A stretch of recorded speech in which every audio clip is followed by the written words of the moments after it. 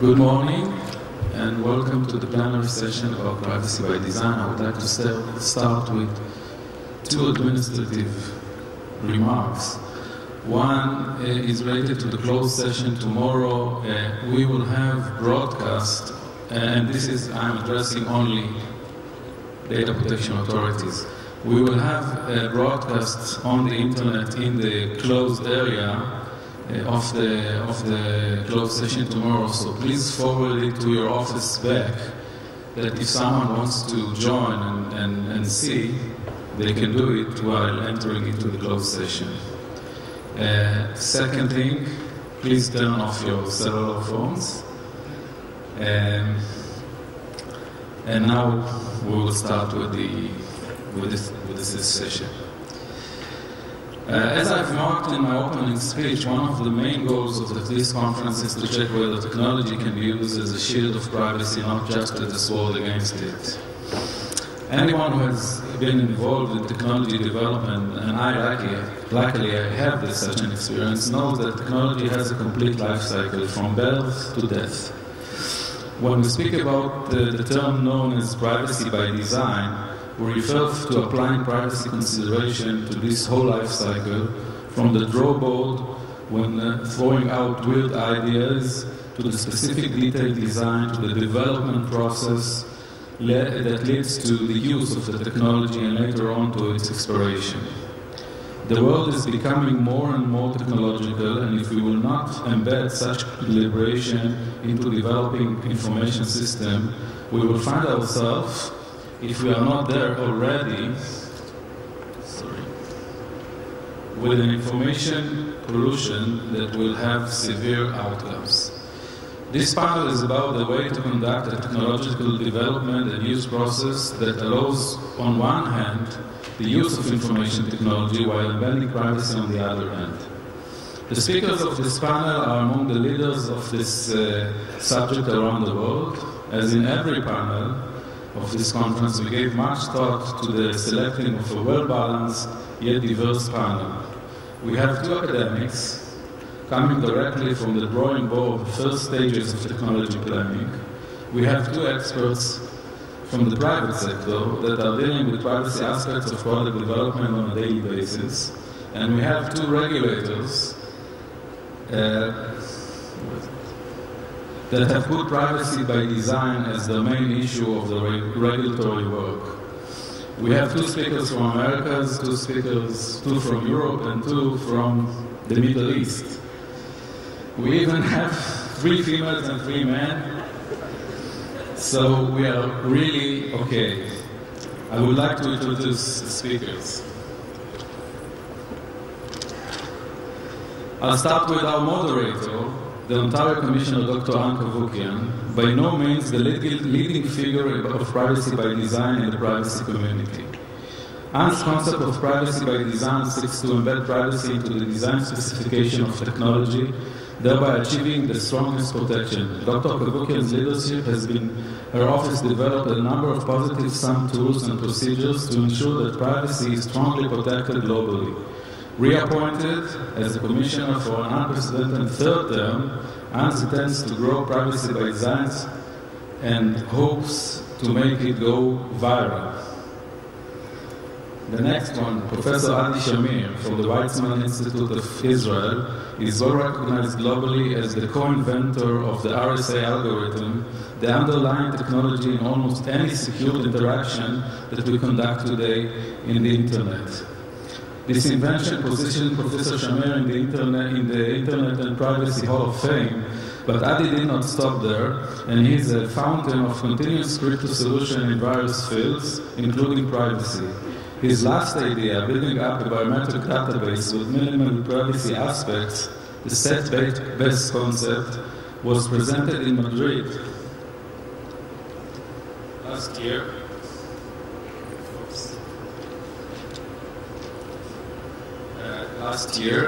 And has been promoted by ILITA, by our authority, as the best data security and privacy solution to protect such sensitive database.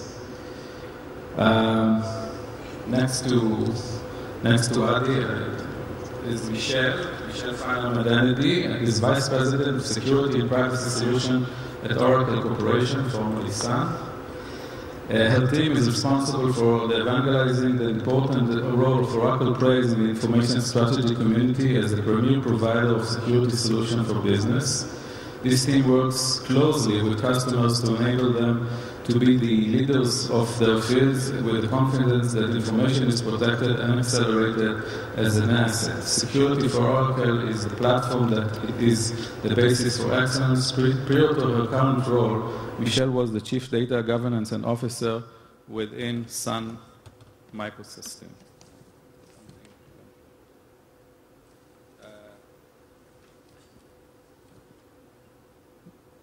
Next to Michelle, Dr. Erki Omala is Vice President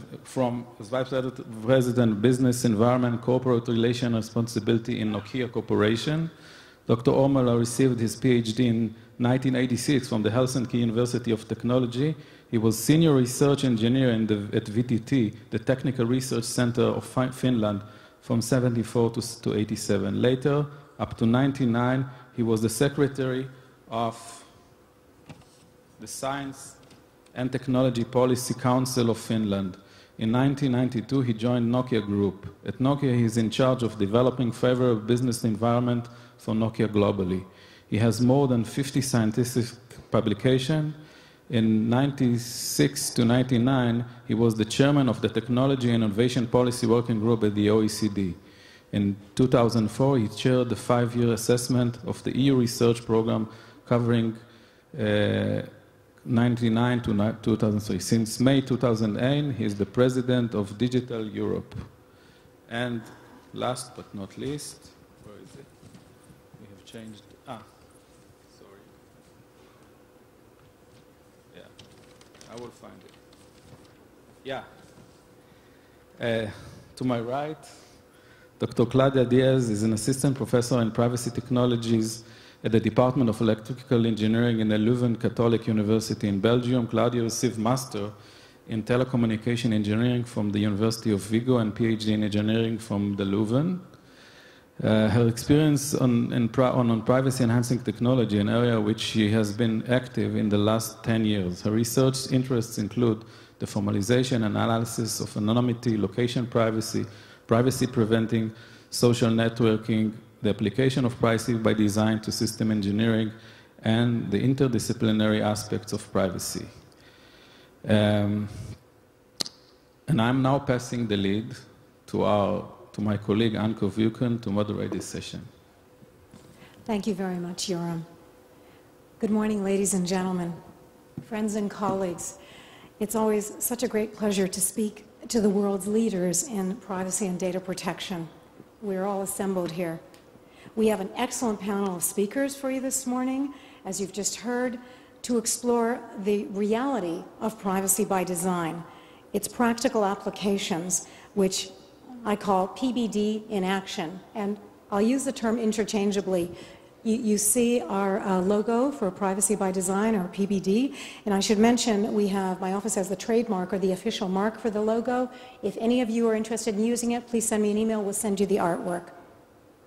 First, I'm going to start by taking 10 minutes to outline what Privacy by Design is, and perhaps more importantly, what it is not, because it is used interchangeably these days, and I want to draw the distinctions.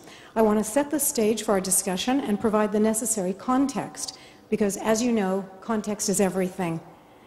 And I'm indebted to the work of Professor Helen Nissenbaum at New York University for her excellent work in this area. I'm just reading her new book on context, which is wonderful. Let me start with a prediction. Unless we act now, privacy as we know it will be gone, lost beyond our grasp in this decade, by the year 2020. And I'm not trying to be sensational. I know how extreme that sounds. And to many of you, including myself, this is an unthinkable proposition. Given that so many of our rights and freedoms rest upon the very foundation of privacy, we must have privacy, because in short, we must have freedom. I start all of my talks with a single slide that says privacy equals freedom. Our very right to control our data flows, the collection, use, and disclosure of personal information about ourselves, that is the right upon which so many of our other freedoms rest. Freedom of choice, freedom of association, freedom of expression, freedom of speech. Privacy underpins all of these. In short, the freedom to live as we choose, the excellent German concept of informational self-determination. To be clear, privacy represents a very significant societal value, not just individual value. But we are fast running out of time. We are indeed at a tipping point. And I say this with the greatest of respect, but I don't think we can just keep doing more of the same. We need qualitative changes, not just better policies or stronger enforcement. We need more. I believe we need to develop a new vocabulary of privacy protection that ties privacy to proactive design measures, ones that translate into concrete taking of action. As you've been hearing over the last few days, we now live in a world of ubiquitous connectivity with new paradigms of information sharing that have emerged literally over the last few years. We live not only in an area of enhanced surveillance, but one of unparalleled data mining, behavioral profiling, cloud computing, Web 2.0, Web 3.0, the semantic web, on and on. Add to that the explosive growth of online social media, coupled with the ever-rising use of mobile communications, wireless everything. It's a different world. And I repeat, all of this is not only quantitatively, but qualitatively changing the landscape in which we operate. In the age of Facebook and YouTube, apps rule. And now we learned yesterday that apps occupy more of our time than watching television. Who knew? And because of this, we are increasingly hearing the drumbeat of privacy is obsolete, or worse, privacy is dead. Now, obviously, we wouldn't hear that at a gathering like this, but I spend a lot of my time speaking to the non-converted. I speak to a lot of engineering and smart grid and a lot of groups that have very little knowledge of privacy, and I assure you, this is ringing out there. We know they're wrong, at least for the time being. But that may not be the case in 10 years' time. And this is the challenge facing us, which is why we must act now. It's all about the taking of concrete action, proactively. So what I think is needed to ensure the future of privacy, the future of freedom itself, is a veritable sea change in how we go about the business of protecting privacy. What we need is a paradigm shift in our approach, and that's where privacy by design comes in. We need to bridge the gap between the fields of engineering, computer science, mathematics, software design, and over here, privacy and information governance, because that's how it's presented in circles other than here. For many years, data protection has been guided by the excellent privacy principles contained in fair information practices. Privacy by design incorporates and extends these principles, building upon their excellent base. The 7 foundational principles of PBD incorporate and extend fair information practices. So I think you've all been passed out a document which shows a paper that we did that maps fair information practices onto the 7 foundational principles. And I want to be clear, this is not to the exclusion of the need for laws and standards and codes of practice, not at all. These result in very strong enforcement actions. This is all very important. We have a term we call smart privacy that encompasses the entire suite of protections that we need. Privacy by design complements these other measures. And we heard last night the excellent work of GPEN, the Global Privacy Enforcement Network, including the excellent work of my commissioner in Canada, the Federal Commissioner General Stoddard, who I've had the great pleasure of working with over many years. This is excellent work and must, of course, continue and grow. Privacy by design complements that. But it adds 3 new elements, and these are what I'm going to name now. The concept of proactively embedding the protections that we seek directly into the design of whatever technology is involved, into the very architecture and design specifications. This is absolutely critical to privacy by design. Protections embedded in design. before, not retrofitted or bolted on after. This strives to prevent the harm, the privacy harm, from arising. And if you can prevent the harm, you can avoid the need for investigation and enforcement. And I assure you, my office does hundreds of investigations of privacy complaints, and we have order-making power. We take that very seriously. But it would be much better to prevent those from ever occurring. 2, by acting proactively, this enables privacy protective measures to feature prominently as the default option or the prevailing condition. We heard yesterday from Alessandro Acquisto, and I loved his remark. He said, there are no neutral default settings. I couldn't agree more. We know from the academic literature that whatever the default condition is, that is the condition that will prevail 80% of the time. The default rules. I want that to be privacy. I want privacy to rule. This, I understand, represents a significant raising of the bar for data protection. But I don't want this to be viewed as a source of concern for other interests, such as business or security, because at its heart, privacy by design is predicated on the third point, which I'm about to make, which is that it rests on a model that is enabling, not disabling. PBD rests on a positive sum, not a zero-sum paradigm. By that I mean a paradigm that allows both privacy and other functionalities to coexist together, not one in place of the other, but and instead of versus. It operates in unison. At its heart, PBD is doubly enabling in nature, permitting full functionality. Both strong privacy and other positive outcomes are achieved by multiple parties, privacy and security, privacy and business interests, not either or.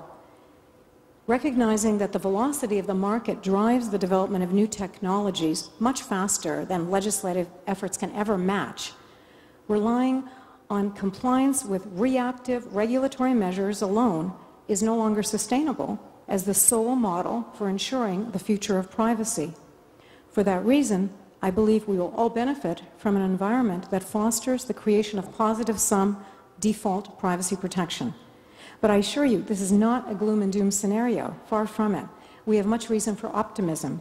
The good news is that all around the world, and you're going to be hearing about that in 1 minute, all around the world, the concept of privacy by design has been spreading like wildfire. In March of this year, Peter Hustings, who needs no introduction, the European Data Protection Supervisor, of course, called for, and I quote, the need for a privacy by design approach to be reflected in the EU data protection legal framework at different levels. Specifically, he said that the principle of privacy by design should be included, and I quote, unequivocally and explicitly into the Data Protection Directive. In his opinion, compliance with privacy by design should be mandatory at all stages of design from, and I quote, the creation of standards and the design of the architecture to their implementation by the data controller. Yes, thank you so much, Peter. In the United States, the chairman of the Federal Trade Commission, Commissioner John Leibowitz, pointed to privacy by design as being one of the 3 essential privacy principles of online privacy arising from the privacy roundtables that he held earlier this year. He said, and I quote, privacy should be baked in right from the beginning, namely privacy by design, end of quote.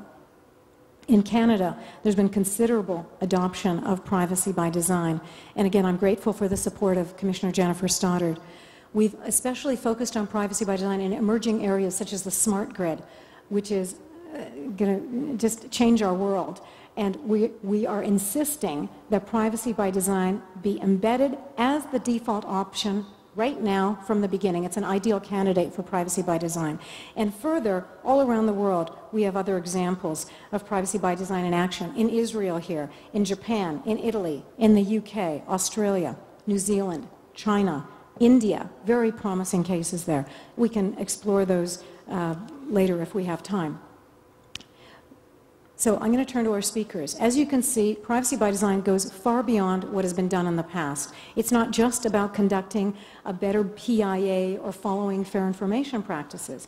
It's all about the future. It represents the next generation of privacy protection that hinges on enlisting the support of technology in support of privacy, not leading to its erosion. And I assure you, privacy by design is not just a mindset or a conceptual abstraction. It's all about taking action, concrete action. It's here right now in many real-time applications, which you will now hear from our illustrious panel of privacy by design experts, who I'm about to turn to. Following Yoram's introduction of our distinguished speakers, let me begin. The format we're going to follow is I'm going to ask each of our speakers to speak for 5 minutes, identify their area of expertise and their application of privacy by design to it, and then we'll do a round of questions, and then we'll have a spirited discussion. You can each interject, and we're really hoping to save 10 minutes at the end to take questions from the audience. I have the honor of beginning with Professor Adi Shamir, who, as you know, is a brilliant world-known cryptographer, and I have to tell you, one of my crypto heroes from a long time ago. He'll be describing his leading work in the area of biometrics here in Israel. Adi. Thanks. So, academic research in cryptography had existed for about 35 years, and during this period of time, we've developed a vast array of technologies, many of which can be applied to issues of privacy. So, in my opinion, the main difficulty in designing new privacy by design systems is not in building the system, but in selling it to its would-be customers. Now, this conference had concentrated mostly on issues of privacy which are related to the little brothers.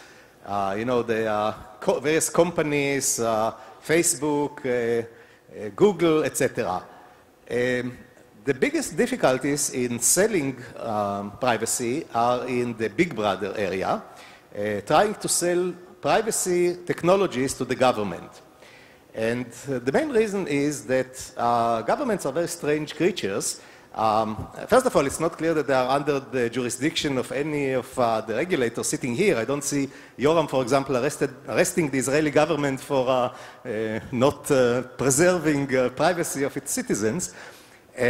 But on top of it, there are very strong forces within governments which don't like privacy.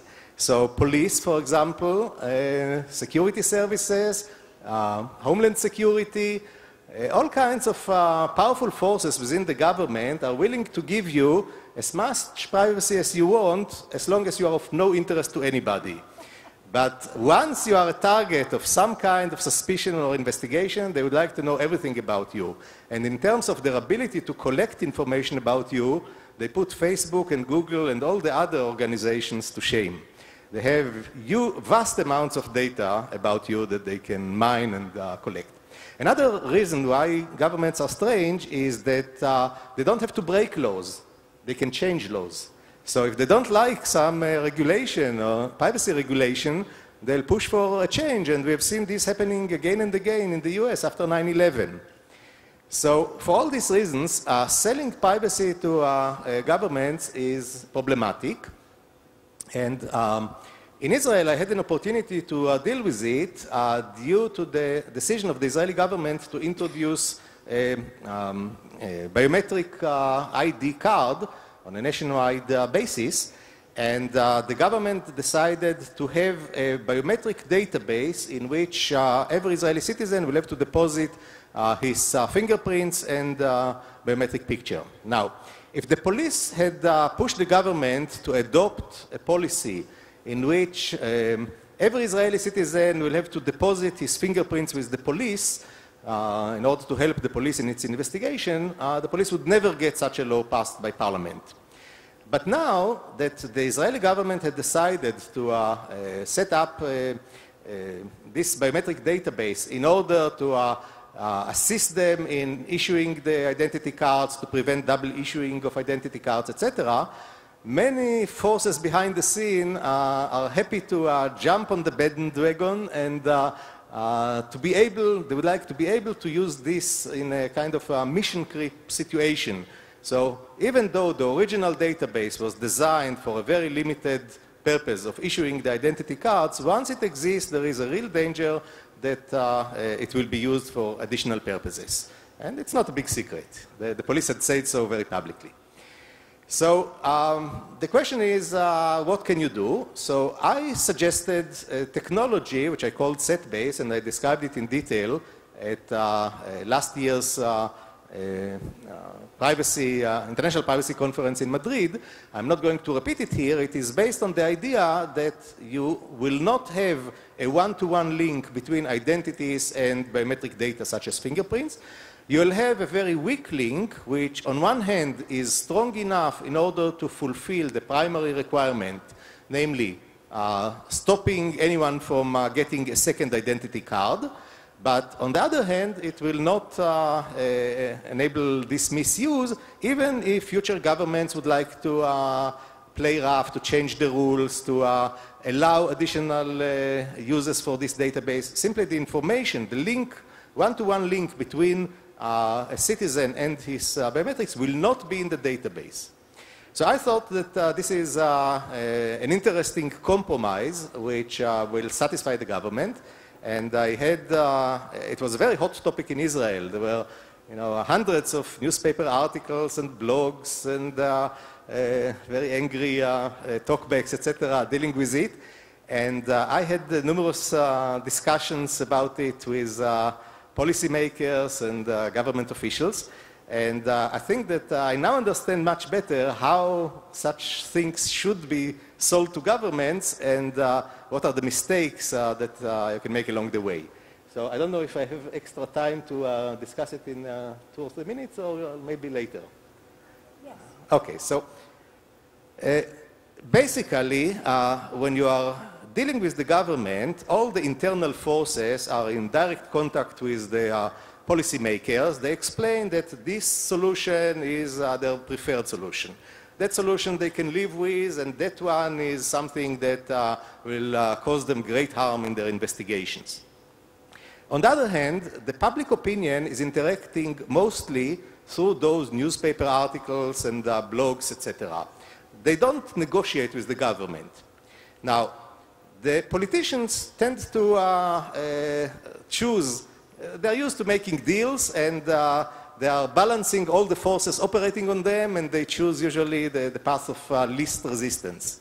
So if you look at the whole spectrum of privacy solutions you can have, from no privacy at all to absolute privacy, as you are increasing the amount of privacy, the internal resistance increases rapidly. Now, the mistake that was done in the fight for privacy in Israel, and I think that this is a mistake which happens again and again, is that very quickly the public opinion fight was dominated by extremists, by zealots, who were firebrand, who said, I'm going to cut my finger before I'm going to give my fingerprint to the government, etc. So 99% of people are never publishing any newspaper article. They don't participate in this debate. They might have their opinion, but they don't directly influence the government. Those who do are the 1%, and among them, a small minority are dominating the discussion. So from the point of view of the government, resistance seems to be kind of flat. No matter which compromise position the government is going to try to adopt, they are still going to be vilified, and they are going to be attacked in those blogs, and they are going to have a very hard time with those privacy zealots. So considering the fact that internal resistance is increasing as you go to more and more private enhancing technology, whereas the external resistance seems to be flat except at the very extreme, if you balance those powers, any logical politician is going to adopt a situation in which very little privacy is provided. Because even if he agrees to my proposal and tries to adopt a compromise which balances the various aspects, he's going to gain nothing in public opinion, and he's going to lose internally among all the forces operating on him. So I think that it will be very helpful for the public opinion fight if those people fighting for privacy are going to take a more realistic approach and are going to say, this is an approach which is totally unacceptable, but that compromise is something we can live with. Without this kind of gradation of responses, the government is going to make the easy choice and the logical choice and always go for no privacy. And that, excellent point, isn't it? And that point speaks to taking a positive sum instead of a zero-sum approach to the problem. Because when you go in without a willingness to consider something in terms of the objectives of the other side, in this case the government's need for biometrics, then they shut the door in your face because they don't want to engage you. And you are completely left out of the conversation. If you accept that there is some basis, they've got to do something, and you work with them, you get a seat at the table. It's a positive-sum approach. It enables both sides to be considered. Now, I'm going to turn to Michelle Danity, and I'm just going to tell you, privacy by design consists of, we're focusing on technology today, which is extremely important. It's the first rung of privacy by design, but privacy by design is a trilogy. The second rung consists of accountable business practices. And if you go to our website, privacybydesign.ca, all of this information is there, plus a lot of papers and things. So I'm going to ask Michelle to talk about the second rung, accountable business practices. I'm going to ask Michelle to describe the evolution of privacy and the application of privacy by design in large IT systems, touching on privacy by design both in technology and accountable business practices. Michelle? Absolutely. Thank you, Anne. I'm actually thrilled to be going right after Dr. Shamir. I actually am never the one who doesn't come up with something like a missing digit or something. So I'm going to be incredibly boring today, so I thank you for that. Back in the 1960s, Rear Admiral Grace Hopper said that one day information will appear on the corporate balance sheet. And I think the time has come. And what I mean by that is really understanding the currency of data, the value of information, from intellectual property to trade secrets to confidential information, and most certainly, and pertinent to this gathering, information about human beings. And I think, so privacy by design is not just a notion of human right, it's a matter of greed. And I actually will say, you know, in kind of Wall Street-esque style, in this instance, greed is good. And I mean that because I think once we capture the minds of the innovators and the business leaders, as well as the government officials, in protecting and preserving the value, the inherent value of human beings that are touching your system, whether they're employees or customers or citizens or people who are consuming and influencing your brand on blogs and other sorts of new media. So getting down to privacy by design is actually, it's a rather kind of staid exercise if you look at it through this lens, where data value is greater than data risk to equal a certain value of trust. And trust is, of course, a soft word that you don't use when you meet with your chief financial officer, but you do talk to that individual about what's on the balance sheet. And how that balance sheet is measured is throughout the life cycle of the information. How is the information being gathered? Is there some sort of a surety that who is who and what is what? So in Dr. Shamir's example, for a biometric to simply, the result required is, has there been another ID issued already? And the answer is yes or no, and not necessarily to whom. Now, the calculus can change depending on the context, of course. It's all driven in the context. But that's something we can code. We can decide to create an identity management system that says this biometric equals toggle yes, toggle no. And we can measure that if we've already put the appropriate identity management systems in place. But to do so, you can only do so by really understanding, consuming the principles of privacy, of fair information processing, and the value of that information and the life cycle of that information. The beauty today is that identity management in particular on the front end was really kind of in its ascendancy, I'd say about 5 years ago. I think we thought we were a lot further along than we actually were. And now we've actually come to a place where you can do some very serious analytics on the roles that you want participants to play in your data systems. You can audit where it's appropriate and when or why the information is coming and flowing through your system. That's on the front end. On the back end, I think the traditional fear, shock, and awe of encryption was that it was going to cause such a huge tax on your system that you weren't ever able to use those systems in a meaningful way.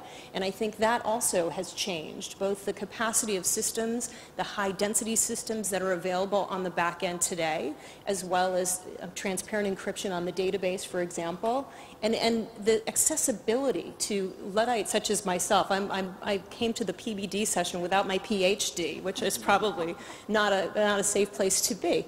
But understanding that you as a privacy professional can actually go in and have a partnership with your technology office, and you don't have to just come up with a paper policy that's meaningless. You really can activate and actualize what you want to happen. What do you want that informational balance sheet to look like? And it's not, you're not in a position as a business leader of creating no risk. It's just that we were defining risk for so long as do it until I get caught. That's not an appropriate business risk. And certainly if you went in and you talked about currency and said, listen, I'm going to spend this much capital expenditure, you certainly would expect there to be some business rigor to look at where is that capital expenditure. There is an informational expenditure that's happening with privacy data. The more you exploit and use and leverage information about your employees, about your customers, about your suppliers, about your future, the employees that you want to attract. It's similar to the situation in the governmental model we were just discussing, where there's a balance. So if you create such a totalitarian state where everything is constantly inspected and there is no privacy, you pay a tax. Commerce doesn't come to you. Citizens don't want to stay. You have to force them to stay, and they will flow to where information is flowing. The same is true in the context of business today, where more and more leaders at the very top of organizations are saying, here's what I want to get out of my informational systems, not as a matter of mechanics, but as a matter of true asset flow. And I think from that, coming from a perception of business also gives us this leverage within the corporation, and this, it's not about personal criminal culpability that's going to equal accountability. Accountability is going to be, is my business growing, shrinking, or am I likely to be acquired? I learned this lesson the very painful way. That if you haven't figured out what your business model is, it doesn't matter how nifty your technology really is.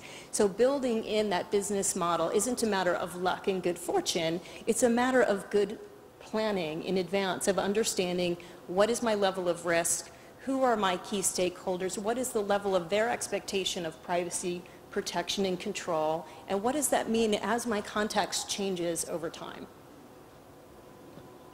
Thank you, Michelle. I love that. Accountability, not culpability.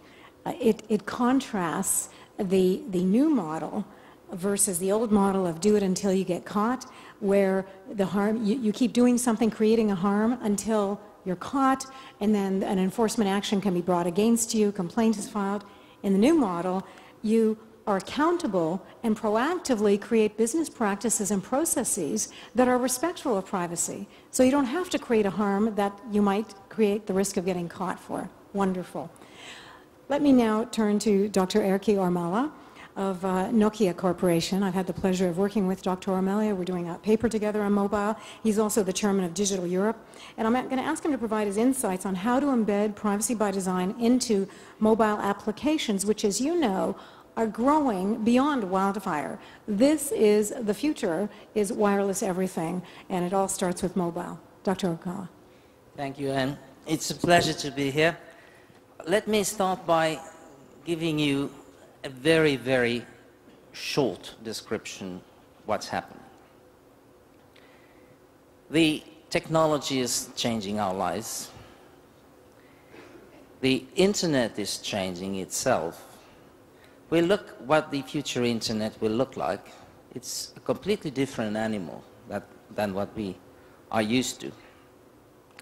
The future internet is interactive, it's personalized, it's context aware, and it's semantic. So this basically means that we don't anymore go to the internet, we live with the internet. So you understand that in these conditions, trust is a must. You can't proceed in business, you can't proceed in personal life or business life without having trust. And privacy is, of course, together with the security, the other cornerstone of trust.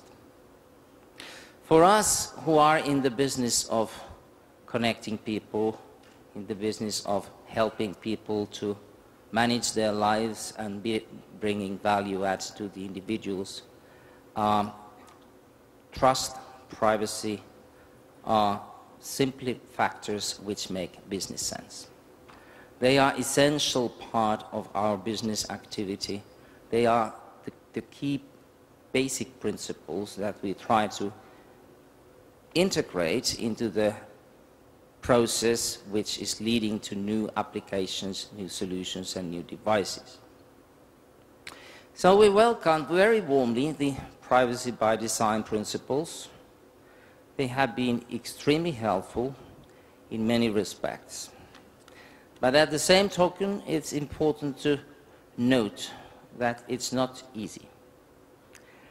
It's a very challenging process to get these principles really integrated into an organization of 124,000 people, 40,000 researchers, and thousands of different kinds of technology and application development projects.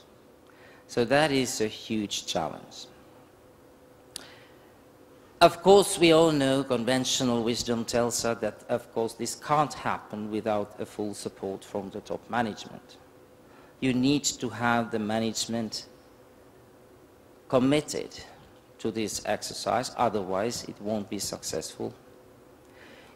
There needs to be a long-term process that allows the organization to learn. And you also have to recognize that there needs to be organizational changes. If I just briefly describe what happened in my company, it was a few years ago when the executive board decided on the code of conduct on privacy. That was then translated into principles. Then we designed an organization where we decided that the best organization is not to establish a huge privacy office somewhere in the corporate functions. It just doesn't work that way. We started a process internally in the organization where we identified important ambassadors in different business units, in different R&D programs, in different parts of our sales and application development activities. The first step was, of course, to start educating them. And at the same time, it was important that we create some kind of metrics. You have to be able to follow and measure how you are progressing in this exercise. And we are currently measuring three things. We are measuring how many of our products and applications are fully compliant with the privacy by design principles. Second thing is that we are measuring how many people have been educated, who have taken the courses. And thirdly, we are looking how many privacy incidents or complaints we receive as regards the different applications or different services that we are offering. So you need to have this kind of metrics, but the ultimate goal, of course, is to build the privacy culture. That is the essence, because there is nobody that can make sure and control the whole organization in the sense that there would be no violations of those principles if they are not embedded in the daily culture of the organization. So therefore, they have played extremely important role. Today we check against the privacy by design principles almost all our new product creation and service creation activities. of course, these principles at their current stage, they are guidelines. They are good guidelines. What is important from the business perspective that we can translate them into standardized, more detailed specifications that will be embedded into the different applications and into the different infrastructures and into the devices. So there is another step which is required to give a more detailed description of these principles. So I'll stop here and come to the practical examples later. Thank you. Thank you so much, Erkki. And I couldn't agree with you more. The need to operationalize privacy by design in very concrete terms is essential, and I'm delighted that Nokia is undertaking this. For your information, my office is also presently working on a document that does just that in terms of operationalizing it into concrete elements. Now, Erkki mentioned something I was hoping wouldn't come up, but I suspect it would have. Privacy by design is not easy. Okay, let's get that on the table. I'm sorry, it's not. It's harder to do. It's a challenge because it's raising the bar. But your return for that is exceptional. You get much more back. So let us not forget the effort is worth it.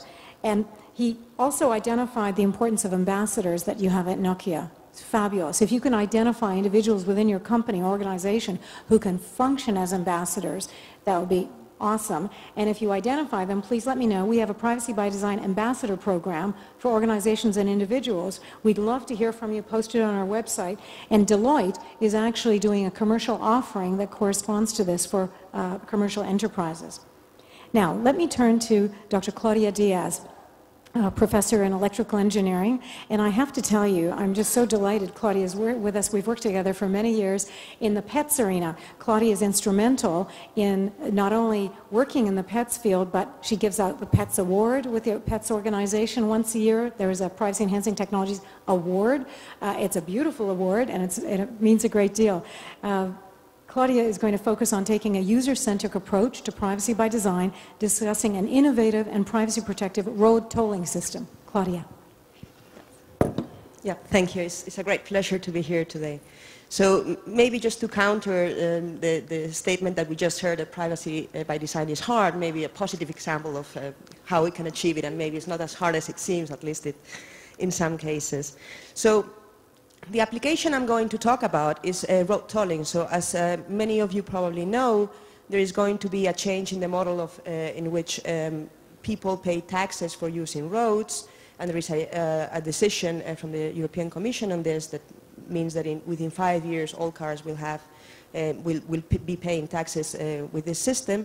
And basically the idea is that instead of paying a flat fee per year just for owning a car, you will pay depending on your usage of roads. So that means that you can be charged differently for different times of the day and different types of roads. Okay, so this has many advantages. This is great in the sense that it incentivizes using less your car. It is more fair in the sense that the people who use the roads more will pay more for them and so on. Now, and I think this is a very good example of privacy by design, and I want to emphasize two of the principles. So one of the principles I want to emphasize first is that this is our solution to implement this application in a privacy by design way. Takes the approach that is proactive and not reactive. So in order to emphasize this, I'm going to sort of make the contrast between our solution and the straightforward implementation that is sort of the first thought on how this could be implemented. And I think this is a very important application because it would be mandatory, meaning that everybody would be affected by it. So let me first quote the words of Anne Cavoukian in describing these principles, and when she talks about the proactive and not reactive principle. She says that privacy by design anticipates and prevents privacy invasive events before they happen, and it does not wait for privacy risks to materialize. Okay, so a straightforward implementation of an electronic road tolling system would be basically that the car is receiving some GPS signals and is sending these GPS locations to some back-end server that then computes how much the owner of the vehicle has to pay, right? So basically the problem here is that, of course, I guess I don't have to elaborate on, on why this is such a bad idea in terms of privacy, that the risks of having everybody's movements with the cars, this is very rich information. Okay, so this would be the straightforward implementation, and I guess it could be made compliant with data protection regulations. So I think this also emphasizes the difference on how privacy by design is not exactly the same as data protection. So the solution I'm going to present was developed by a team of researchers in our group, and the basic idea is as follows. So the car is going to receive GPS signals to know where it is going to do the mapping to the prices that it has to pay for the roads. The prices are provided by the service provider that provides a table with assigned prices for each type of road or for each particular road. And then instead of sending the locations to the backend server, what it's going to do is that it's going to encrypt these locations and is going to attach to this location the price that it has to be paid, and all of this is sent encrypted to the backend. Okay, so the provider is receiving this information, the user cannot change the information anymore, but it cannot read it. It cannot see the individual prices for the pieces of roads, of trajectories, and it cannot see the particular locations. Okay? So at the end of the billing period, could be monthly or whatever the policy is, the user is going to say, okay, this is how much I have to pay. I have to pay 50 euros for this month usage of road. And then the provider is going to be able to check, and this is due to a property of the encryption scheme that is used in this system, that is able to check that the fee that is provided by the user matches the sum of the individual prices for each trajectory within the encrypted information that was sent to the provider. Okay? So we can ensure that what the user is claiming is what he committed to when he sent the encrypted information. Okay, so of course we need to provide also cheating detection mechanisms in order to ensure that the system is not only privacy preserving, but it is also it is not vulnerable to fraud. So here the reliance is on random spot checks. This is basically the mechanism that is used for detecting speeding or for detecting people who go into the metro without a ticket and so on. So basically the idea is that at some point the police is going to take pictures of some cars going in some roads, and then is going to challenge the user to say, okay, your car was seen in this location. Now prove to me that you reported this location and you paid for it correctly. So then the user is going to be able to sort of provide some key or some proof that convinces the provider that this location was reported on and paid for. Now, the interesting thing about this cheating detection mechanism is that we can really detect a broad, really any kind of cheating, in the sense that types of cheating could be that the user has turned off the device, or it's feeding false GPS data to the device, or it has tampered with the device. Now, if any kind of cheating has taken place, then basically the user will not be able to prove that, to correctly prove that he was at the reported location, at the location where he was seen and paid the price. So the interesting thing about this solution is that it really minimizes the amount of information that is disclosed to the provider. So we have gone from a situation in which a provider would have basically all the location points of all the trajectories followed by a vehicle, and now it's only going to obtain the final fee that has to be paid at the end of the month. So this is the information that is going to be revealed, and then some additional information of these random spot checks. Okay. So this type of protocols and mechanisms, I mean, electronic road pricing is a very interesting application. It's not the only one. So we can rely on similar solutions, for example, for smart metering, or for downloading content. For example, if you have a TV and you demand films on demand, so in this case, the provider would be convinced that you're paying the right amount, but they would not be able to see which specific film you're watching, and so on. So This was with respect to this proactive instead of reactive principle. And the second principle I wanted to emphasize is privacy embedded in the design. So this system was really designed taking privacy as the primary requirement, together with fulfilling the functionality and the integrity properties of the system in the sense of the cheating detection. And again, quoting what Anne says in the description of the foundational principle, she says that privacy is embedded in the design and architecture and is not bolted on as an add-on. So this is exactly what we did.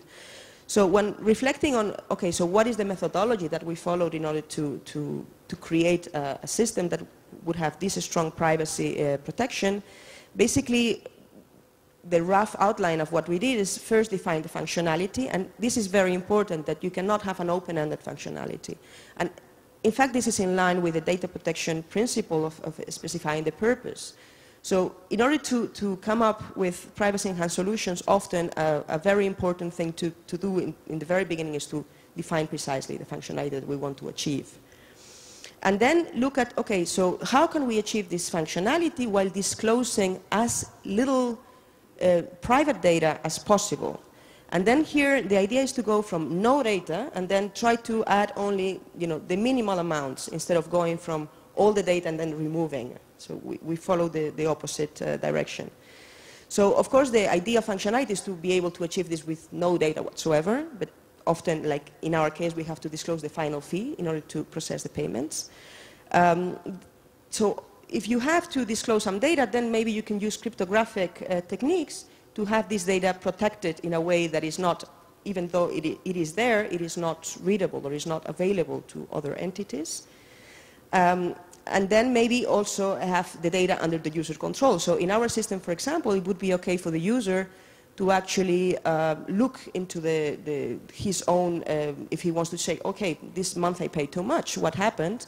So the user would have access to the GPS data and would be able to see his own information. So we think that this is okay because it provides also transparency for the person who's using the vehicle.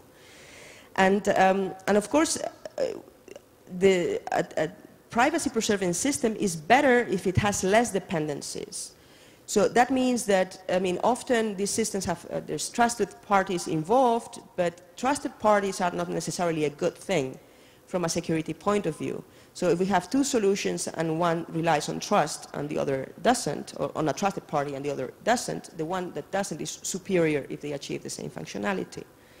So in this case, again, comparing our solution to the straightforward solution, in the straightforward solution, we would need to trust the provider to actually protect this database with all the detailed location data and not to abuse it and so on. So in our solution, we have removed this dependency. We don't need the provider. Well, we still need to trust him not to disclose the final fees, which should not be public information, but the risk has been mitigated to a very, very large extent. And then, of course, we still will need, so our approach is to first try to enforce privacy protection in a technical way, and then use legal enforcement on top of that. So in our case, we would still need legal enforcement and data protection enforcement for protecting the final fees again, and the amounts of the information that is disclosed, not only the final fee, but also the challenges of asking people to prove that they were in a particular location that are used for the cheating detection. Thank you very much, Claudia. I see a number of people jumping in. So first I'm going to ask Adi, and I can see Yoram also has some comments. Thank you very much. So I applaud such efforts. I think they require great ingenuity and they are wonderful, but playing the devil's advocate, did you put on the box that you put in the car a big sign, please turn off your cellular phone and take the battery out? Because otherwise, the location of the car at any given moment can be discovered by an alternative means. And it's not only your cellular phone, your GPS. If you have an anti-theft mechanism in your car which allows some company to know where your car is at any moment. If you are using, going through areas covered by cameras, to find out if there is traffic or police speeding cameras, etc., you will be identified. So this leads to a very deep issue in privacy. Data is very fluid. Suppose that I have a private piece of data which exists in two databases. Company A possessing database number 1 can apply the most wonderful privacy mechanisms in order to protect it.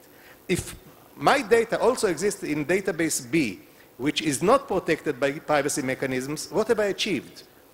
My data is still going to be widely available. And that's why I was asking about all those alternative methods, how to find out where your car is at any given moment. Yeah, if I may respond to that, that's a very good point, of course. So I would argue first that still I think it is important to work on this type of solutions. So first of all, this system would be mandatory. One can turn off his cell phone. But if one wants to use his car, he would not be able to do it without providing this information to a provider. And then a second point, which is, I think, more general, is that if we think that, okay, but we have lost this information anyway, then that's sort of giving up on actually protecting privacy at all, in the sense that often it's going to be the case. I mean, I think the goal is to, if we are going to introduce a new service, it should not sort of say, okay, well, this information is already available to cell phone providers, so who cares if now it is available to this road tolling provider? So I think if we take this attitude, then it's a little bit like giving up. No, I'm not suggesting giving up. I'm saying that we should look at data which is widely available and say that protecting it should take lower priority. You know, the example with the fingerprints, I don't believe that anyone now except the US government, has my fingerprints. And therefore, I can hope to protect it. But if my fingerprints were available to thousands of entities, then suggesting clever mechanisms how to protect its privacy would be pointless. So we should concentrate, in my opinion, on those areas in which we still have a good chance of protecting the data. The data is not widely available. It is available only to large companies which can be regulated. So we should not try to protect everything. You know, some fights have been lost already. We should prioritize.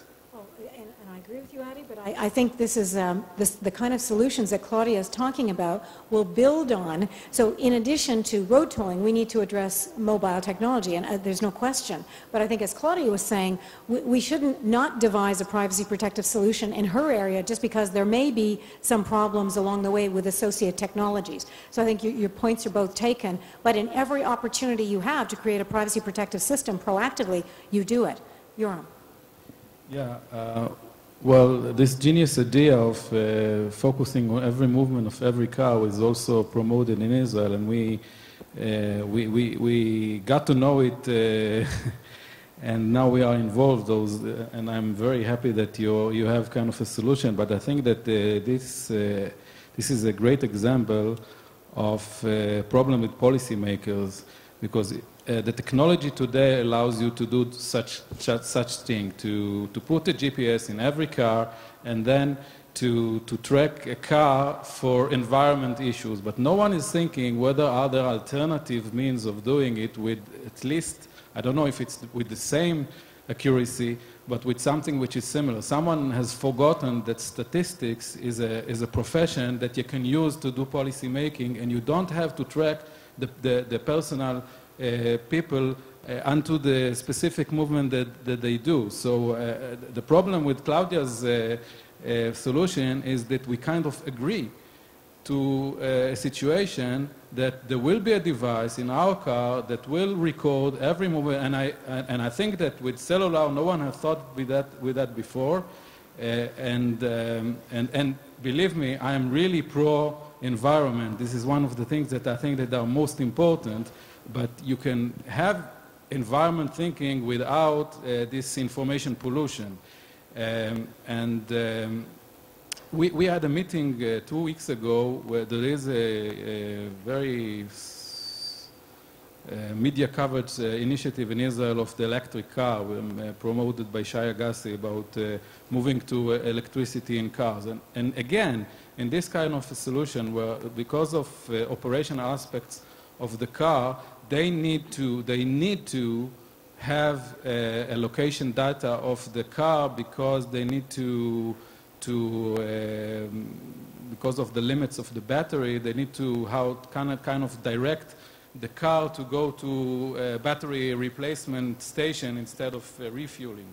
So we were talking to them, and at least I was a bit surprised that they took those kind of consideration into their thinking. But again, we have another system that is that will have a cellular device in every car, and this information is been collected. So I want to say something about government initiative with refer to Adi's comment. From my point of view, privacy by design is out of the, and especially in regimes where privacy is a constitutional right, privacy by design is the proportionality, is an outcome of the proportionality concept. If you take this and you apply privacy by design, you will come out in the end with the most accurate solution, privacy-wise, to the challenge that you have as a policymaker. And this is very important. I have to admit that with regard to the biometric database, I think that we made a privacy by design procedure in the sense that during the legislation process, there was a discussion very accurate on what will be I would say the final technological solution, and the Parliament in the end decided that there will be a biometric database. My view was that if it is possible not to have it and to reach the same goals that we won't have it, but the democratic decision was that there will be a biometric database. But now we move to applying the legislation to the specific design of the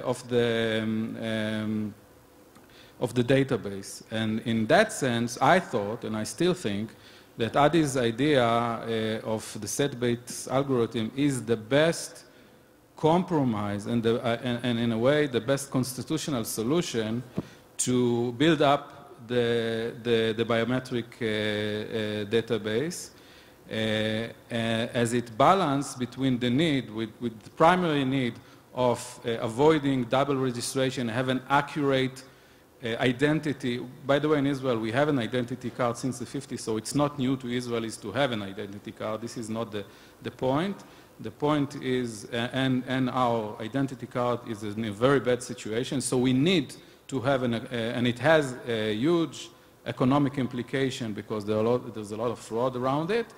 But, and it also allows, we had a lot of talks, some of the, let's call it law enforcement needs, but you need to invest more efforts in order to get to the information. And from my point of view, this is the exact way of doing privacy by design. But this is something important to understand. If you do privacy by design, you end up with crystallizing the tense between the needs and the solution. Because what we are now facing is that, let's say, law enforcement says we need more, and Adi's solution don't give us what we want. And this is a decision. So in the end, this whole process of privacy by design then gives, you come to a decision, and I believe that it will also be with the corporates. It's not just government. Okay, we will apply privacy by design, but the defaults that Mr. Acquisti was talking about basically have a very price tag on every default. If I want to collect this information, then I want the default to be on or off, depends. So I think that privacy by design takes away I would say, data pollution that is not needed, but we will live with the question if, okay, I want to reach this goal with this information, and I want to collect it. And now, this is the time for policymakers to decide, okay, is it okay or not?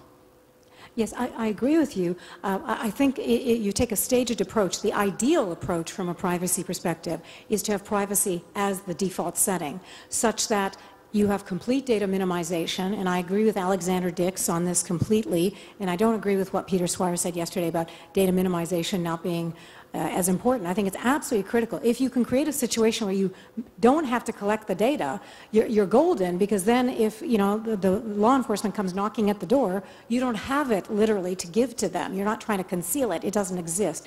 And we're trying to do that with the smart grid and smart meters right now. We're working on that with our utilities, so that with the growing smart grid, which is in its infancy, we don't even allow the collection of personally identifiable energy usage profile data, because that could be very revealing. But I know that Erkki wants to speak to this, so let me turn it over to Erkki. First, just to remark on this data collection from the traffic. We have one exercise going on in California where we are collecting from the mobile devices the traffic data, not to measure the usage of the road in order to be able to charge the consumer, but in order to follow the traffic conditions. And therefore we anonymize every data that we collect, and we just give for the central server the data which is necessary for statistically reliable sort of conclusions to be drawn. And this is a real-time application, so you can get from existing mobile devices with the GPS capability. So that exactly proves your point, that you can use different kinds of mechanisms of collecting the data. And the question is that how that is then being used, for what purpose and in what way. And that brings me to my second remark, that we are sort of quite concerned about the attempts in different countries of trying to make different kinds of systems mandatory, because that creates basically a huge fragmentation into the into the business environment, and ultimately that easily leads also to conditions where it becomes technically impossible to be compliant with the different sort of solutions that we have in different regions. So therefore our strong plea for governments is that please first of all be consistent, that if you want to have some regulations that the companies will comply, so we have to be able to be sure that if you are doing something, it's legal from the security perspective, from the privacy perspective, from all different perspectives that we have. They have the famous case in Europe where the data retention requirements were completely different. The privacy directive said that you can store 3 months, and the security forces said that you have to store at least 12 months. So whatever you do, you broke the law. So that's my first plea. So you want regulation by design? I was just coming to this.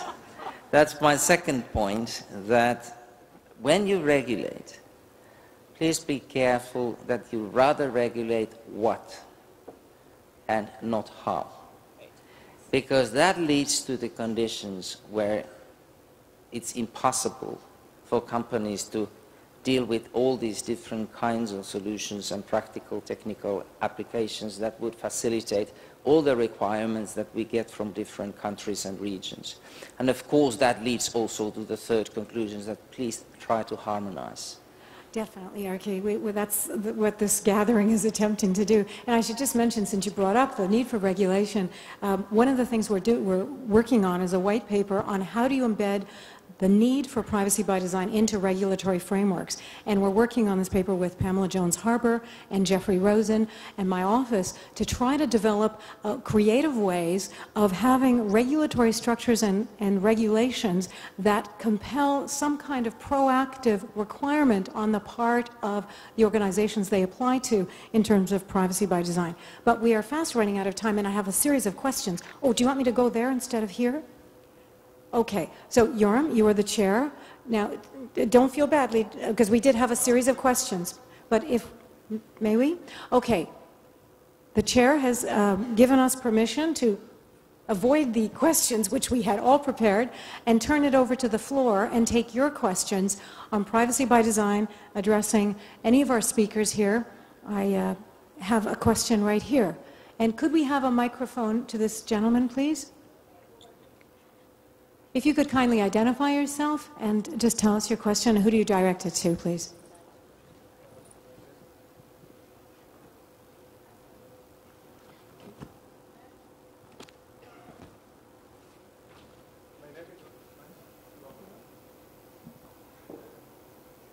My name is Avner Pinchuk. I'm an attorney of the Association for Civil Rights in Israel. I have a question to Professor Shamir and to Yoram. Last year I took part, I participated in the parliamentary hearings about the biometric database.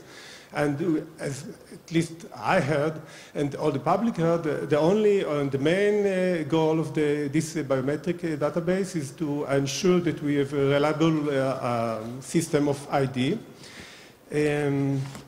Now, though, while I still have my reservation, opposition to the very establishment of a biometric database, I can't deny that Professor Shamir reduces a lot of the risks to privacy and to democracy, and if to move to the legal discourse, it reduced my chances to succeed in challenge the database in the Supreme Court, because of course we consider how and when to challenge the law or the application of the law, the establishment of the biometric database, by appealing to the Supreme Court.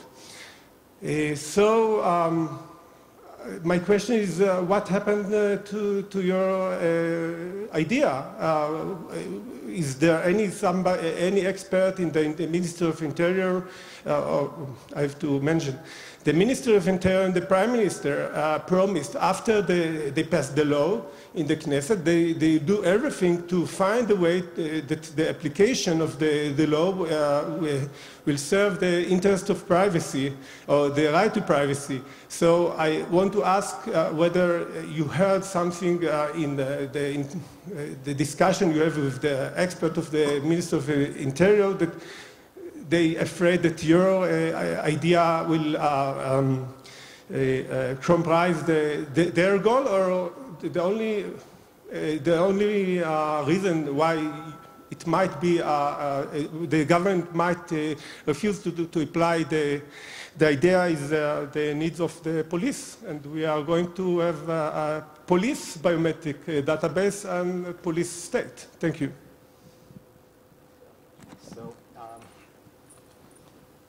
The Israeli public got the impression that after the flurry of activity about a year ago, things went very quiet and nothing was happening. But a lot of things were happening behind the scenes. There were many meetings and technical experts were discussing and preparing position papers, so it was not forgotten and, in any way.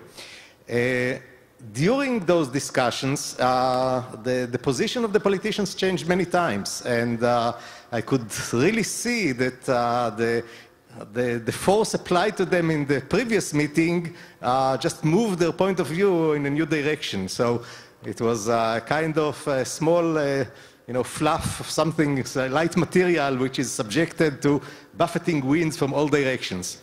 I hoped that the government will make a decision by now, which could be announced to this audience, but unfortunately the discussions are still ongoing with a totally undetermined outcome. I've participated in meetings in which the position changed by 180 degrees, within a few minutes. So who knows what will happen at the end. Concerning the issue of the Supreme Court, that's an interesting issue. I talked earlier that politicians are trying to balance the various forces and to follow the path of least resistance. But among all those forces, there is one which has infinite magnitude. And this is a decision by the Supreme Court of Justice in Israel. So if the Supreme Court of Justice tells the government, you cannot follow a particular path, the government will obey and will change its direction. So that's a kind of wall of infinite height that the government will not try to climb. Unfortunately, or fortunately, depending on your point of view, the Supreme Court tends to intervene on matters of principle, and I'm not sure that it will get into the fine points of whether a biometric database, which after all had been voted for by the Parliament, should be implemented by method A or method B. So I have my doubts whether the Supreme Court is going to have much influence. They are probably going to put a wall which is very near the end. They are going to object to a system that provides essentially no privacy. But as long as the government will demonstrate that they are paying a lip service to privacy, I'm afraid the Supreme Court will not force the end of the government, and then it is back to the political arena. Oh, it's the only proof that a mathematician can be a lawyer, but a lawyer cannot be a mathematician. Okay, I'm going to ask the next question. Now, Casper, I have to tell you, I have written in my notes, I was going to mention, of course, Casper Bowden, because there has to be one set. It could be the only session that wouldn't have named him. But here he is to ask a question, so I don't have to bring him up out of context. Casper, please. Excuse me. Actually, well, I wanted to ask Adi about his criticism of Claudia's scheme by essentially a side-channel attack by means of cell phone locations. It seems to me that the set-based system, as a mitigation to the identity system that's been proposed, also suffers from that criticism. So, for example, wherever a fingerprint would be acquired by an electronic reader, unless one had forgotten to switch, unless one had remembered to switch off one's cell phone at that point, then also the privacy which your ingenious scheme is designed to provide would also be subverted. But in fact, I think your criticism is misapplied to Claudia, because whereas fingerprints we leave around on physical objects all the time, perhaps on the wine glass in front of you, the location data that Claudia is trying to protect at the moment is not widely available to thousands of parties. And in fact, there is a good chance with some standardization that we can indeed protect this information in new systems. And I also wanted to have a follow-up question to Erkki Omala, the point that he made about the fear that industry has about technology mandates in privacy. And it seems that industry is very well able to collaborate on forming standards, on exchanging intellectual property in pools, where they see that there is essentially a profitable motivation to do so, a market that they wish to develop and exploit. How does he see that we can get some really advanced privacy by design of the proactive kind that Claudia has very eloquently explained? How does he feel that we can get this adopted more in the mainstream? Given perhaps the past 10 years has shown there is something of a market failure in the appetite of industry for privacy technology of that kind. Thank you, Casper. First Adi and then Erkki. So we all agreed before we started our discussion to ask each other provocative questions. So I said in advance that, you know, I'm playing the devil's advocate. I'm not opposing at all her very clever solution. I was just trying to raise the point that we have an infinite number of privacy problems in front of us, and we have to prioritize a little bit. Now, you are raising the very correct point that any system, including my set base, is vulnerable to side-channel attacks, and you gave us an example, the fact that my fingerprints are on this glass. I absolutely agree with you, but if the government or if the police will be sent to collect fingerprints from glasses, they'll collect thousands of them. On the other hand, if the government is going to gain access to the database, which contains the paths taken by all the cars in Israel, then within a few minutes, they will be able to gain a much larger amount of information compared to those physical attacks of going to a place that I've just visited and finding out what my database is. So in this sense, I agree. All privacy systems can be violated by those side channels. But I would argue with you that the issue of collecting physical fingerprints from glasses is enabling targeted attacks, but it is not of the same class as having a very quick nationwide serving of people. Okay, I'm going to, Claudia, do you want to comment, and then Erkki? Yeah, very short, thank you. Maybe, I think this just highlights that we need to also have protections for the cell phone system. So we need to have location privacy, protection everywhere. Everywhere, of course. And Erikki's going to tell us how we're going to do that in the mobile industry. Well, maybe I first respond to Kasper's question about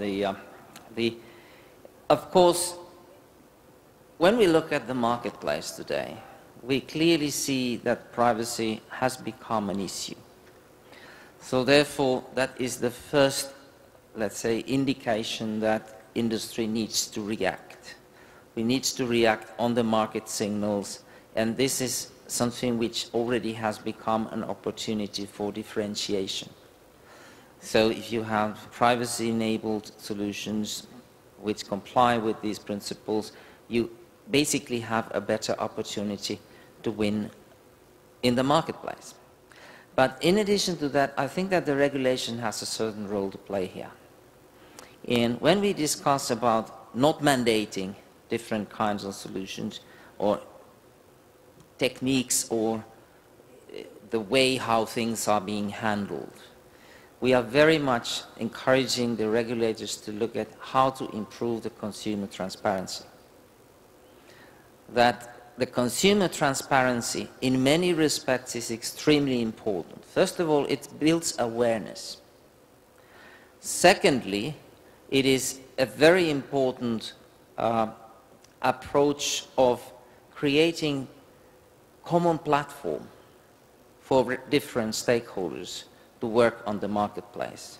And we have extremely good experiences, for example, of the recent European telecom regulation that explicitly stipulates that all the limitations, all the costs, all the privacy considerations needs to be fully disclosed to the consumer. So we welcome this kind of approach, and not that kind of approach we are regulating how we are going to do that. Thank you. And Michelle? Yeah, so I want to also respond to a couple of statements within Kasper's question. Is it not? Oh, there we are. So I wanted to respond to some of the statements within Kasper's questions. One is about a market failure and the other is about standards. I think, it took us 10 years to not get to a standard on document formats. Getting to a real, true standard on a technology basis for privacy by design, I think, is laudable, and I think we should be going for that. I think it's going to take a very long time. I think the marketplace is the answer. As far as market failure is, and so this is, I'm kind of sitting up here listening back and forth, it's really fun to discuss the extreme case. It's really fun to say, wow, this is science fiction, this is intrusion, this is following me around, this is my biometrics.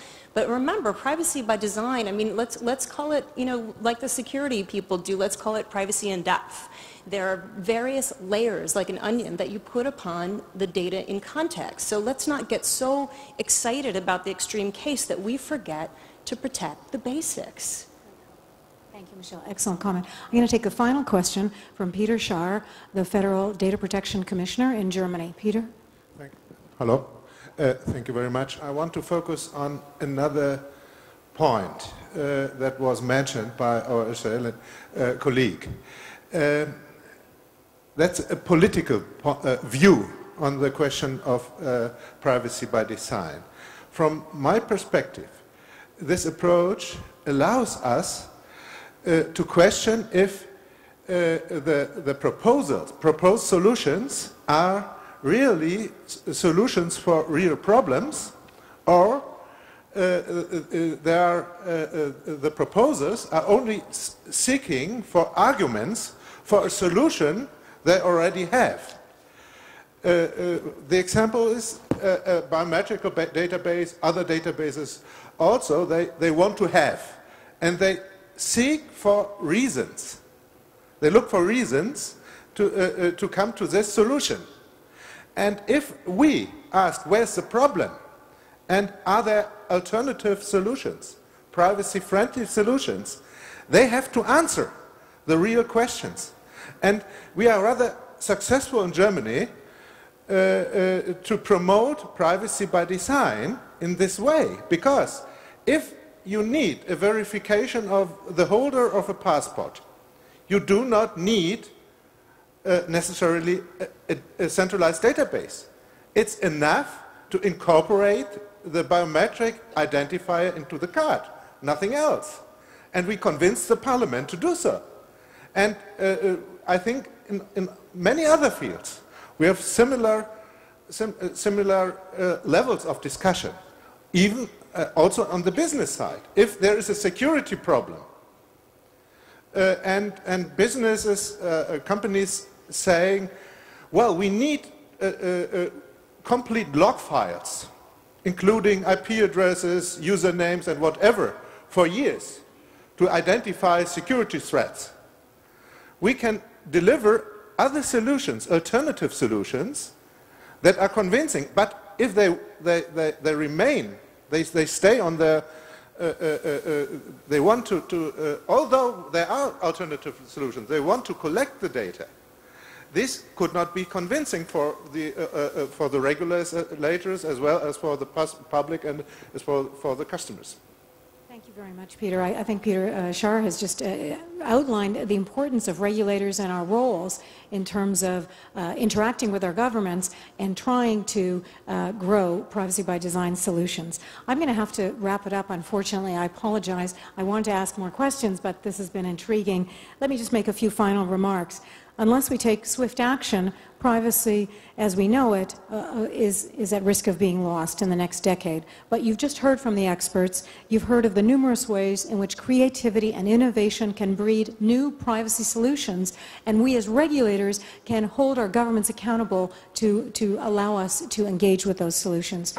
We are without question at a tipping point with respect to privacy. We have to act swiftly. But I remain very optimistic about the future of privacy because, again, as you've just heard, all around the world we are witnessing a groundswell of interest in privacy by design. My wish is coming true. It is indeed going viral, which I think bodes very well for proactively protected, user-centric activities in which we can preserve control over our data flows. Now, I just want to add one comment. To the extent that individuals act irresponsibly and you give away all your information through online social media or everything, you have to take some responsibility in your actions, and that obviously will mitigate control. Not only does privacy by design embrace fair information practices, it builds on it. It requires organizations to practice data minimization, and it cements user control of personal information as a fundamental core requirement, and it will spawn enormous innovation. I think it goes much farther than current practice, and I believe that it must. We have to actively encourage the global adoption of privacy by design throughout various jurisdictions. So let me leave you with another prediction, and this one is predicated on the widespread adoption of PBD. On the heels of privacy by design, privacy will grow and flourish well into the future, ensuring that freedom and liberty live on. And that's a prediction I can live with. Please, ladies and gentlemen, join me in thanking our speakers.